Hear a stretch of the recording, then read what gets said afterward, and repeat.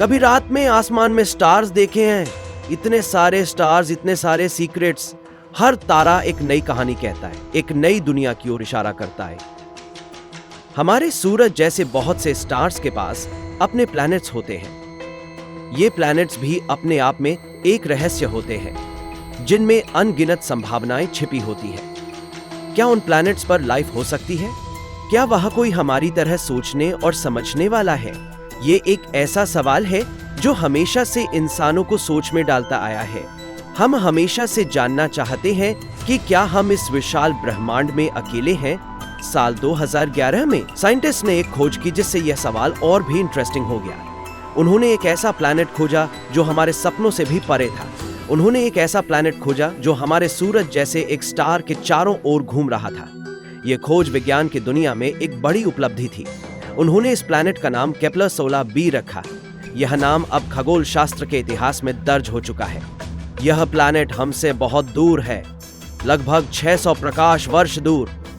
इतनी दूरी की कल्पना करना भी मुश्किल है, लेकिन इस डिस्कवरी ने हमें एक बहुत बड़े सवाल का जवाब ढूंढने के करीब ला दिया। क्या हम अकेले हैं इस यूनिवर्स में? क्या वहाँ कोई और भी है जो हमारी तरह सोचता और महसूस करता है? क्या हम अकेले हैं इस यूनिवर्स में? ये सवाल हमें हमेशा से प्रेरित करता आया है। ये सोचकर ही कितना अच्छा लगता है कि केपलर 16b पर क्या क्या हो सकता है। क्या वहाँ लाइफ है? क्या वहाँ कोई हमारी तरह जी रहा है? क्या वहाँ पेड़ पौधे हैं, नदियां हैं, समुद्र हैं? क्या वहाँ की दुनिया हमारी दुनिया से कितनी अलग है, या फिर वहाँ एकदम अलग ही दुनिया है जैसी हमने पहले कभी नहीं देखी? यह सोचकर ही रोमांच होता है कि वहां क्या क्या हो सकता है। क्या है यह जगह? केपलर 16b एक रॉकी प्लैनेट है जो पृथ्वी से लगभग 2.5 गुना बड़ा है। यह अपने स्टार के चारों ओर एक ऐसे जोन में घूमता है जहां पानी लिक्विड फॉर्म में रह सकता है। यह बहुत जरूरी है क्योंकि पानी लाइफ के लिए सबसे इंपॉर्टेंट चीजों में से एक है। हमें अभी तक नहीं पता कि केपलर 16b का एटमॉस्फेयर कैसा है। क्या वहां हवा है? क्या वहां ऑक्सीजन है? ये सब ऐसे क्वेश्चंस हैं जिनके आंसर्स हमें आने वाले टाइम में मिलेंगे। क्या वहां कोई है? जीवन की तलाश। साइंटिस्ट का मानना है कि केपलर 16b पर लाइफ हो सकती है।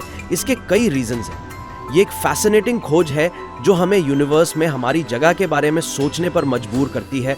पहला, ये अपने स्टार से इतनी दूरी पर है जहां पानी लिक्विड फॉर्म में रह सकता है। ये डिस्टेंस बहुत क्रूशियल है क्योंकि लिक्विड वाटर लाइफ के लिए इसेंशियल है। दूसरा, ये एक रॉकी प्लैनेट है, यानी कि इसकी सरफेस सॉलिड हो सकती है। सॉलिड सरफेस पर लाइफ के लिए जरूरी एलिमेंट्स और कंपाउंड्स हो सकते हैं, लेकिन सिर्फ पानी और चट्टानें ही लाइफ के लिए काफी नहीं है। हमें और भी फैक्टर्स को कंसिडर करना होगा। लाइफ के लिए और भी बहुत सी चीजों की जरूरत होती है, जैसे कि सही टेम्परेचर, सही एटमॉस्फेयर और सही केमिकल्स। ये सभी फैक्टर्स मिलकर ही लाइफ को सस्टेन कर सकते हैं। हो सकता है कि केपलर 16b पर इनमें से कुछ चीजें हों, लेकिन अभी तक हमें पक्का नहीं पता।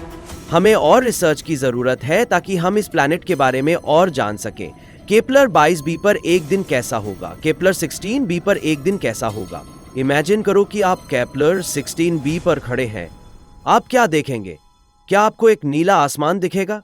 क्या आप हरी घास और पेड़ देखेंगे? हो सकता है कि केपलर 16b पर इनमें से कुछ चीजें हों, लेकिन अभी तक हमें पक्का नहीं पता। हमें और रिसर्च की जरूरत है ताकि हम इस प्लैनेट के बारे में और जान सकें। केपलर 22b पर एक दिन कैसा होगा? केपलर 16b पर एक दिन कैसा होगा? इमेजिन करो कि आप केपलर 16b पर खड़े हैं। आप क्या देखेंगे? क्या आपको एक नीला आसमान दिखेगा? क्या आप हरी घास और पेड़ देखेंगे? हो सकता है कि केपलर 16b पर 2 सूरज हों।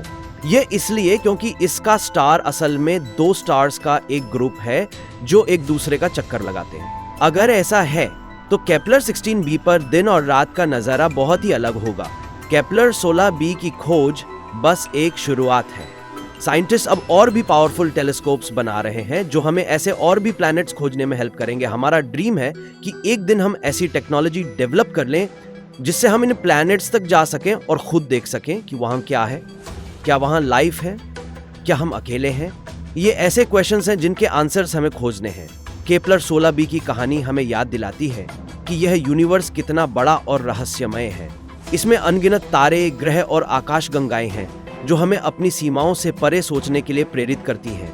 यह हमें अपने ड्रीम्स को बड़ा सोचने और नई चीजों की खोज करते रहने के लिए इंस्पायर करती है। जब हम सितारों को देखते हैं तो हमें अपनी क्षमताओं पर विश्वास होता है। कौन जानता है कि फ्यूचर में हमें क्या क्या पता चलेगा? शायद हम ऐसी तकनीक विकसित कर लें जो हमें दूर के ग्रहों तक ले जाए। हो सकता है कि एक दिन हम केपलर 16b पर उतरें या किसी और प्लेनेट पर लाइफ खोज लें। यह सोच ही रोमांचक है कि हम ब्रह्मांड में अकेले नहीं हो सकते, या हो सकता है कि हम खुद ही स्पेस में नए घर बना लें। हमारी कल्पनाएं और मेहनत हमें वहां तक पहुंचा सकती है। सब कुछ पॉसिबल है अगर हम ड्रीम्स देखते रहें और कड़ी मेहनत करते रहें। सपनों की कोई सीमा नहीं होती और सितारों तक पहुंचने का सफर अभी शुरू हुआ है।